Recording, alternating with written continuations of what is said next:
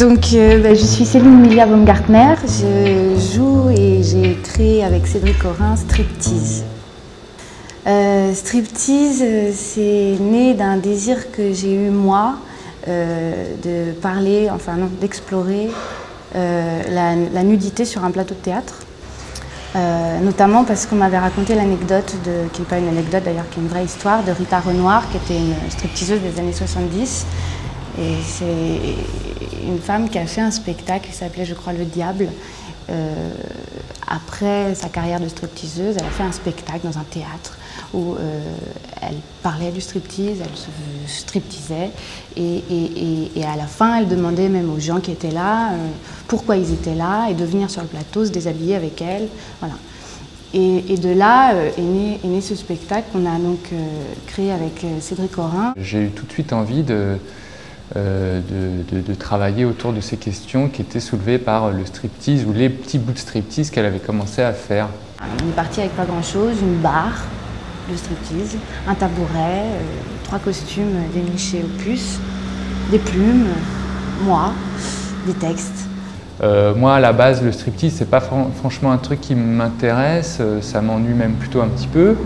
Mais par contre, ce qui m'a intéressé tout de suite au plateau, c'était de voir comment le striptease, les codes du striptease bouleversaient ou questionnaient les codes du théâtre sur la représentation, qu'est-ce qu'on vient voir, les adresses au public, les codes de jeu, etc. Donc il y a plein de questions qui étaient d'un seul coup très foisonnantes et qui m'ont très vite intéressé.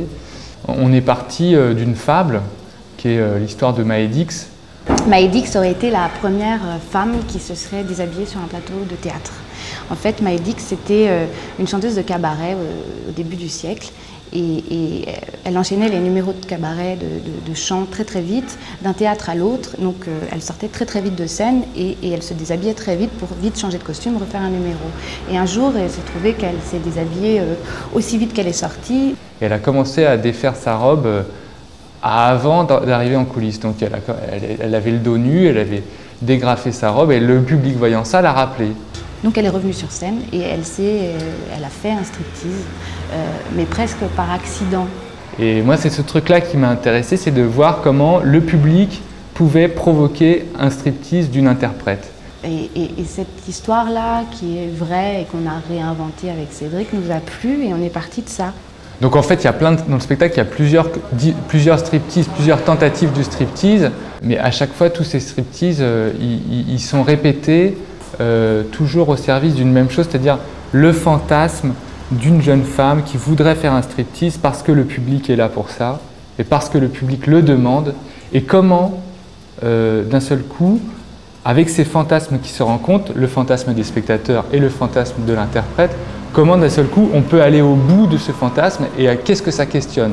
Et comment est-ce qu'on peut garder cette excitation jusqu'au corps nu. Qu'est-ce que la nudité évoque? Qu'est-ce qu'on cherche quand on vient voir un striptease? Est-ce que c'est vraiment la nudité qu'on cherche? Quelle nudité on cherche?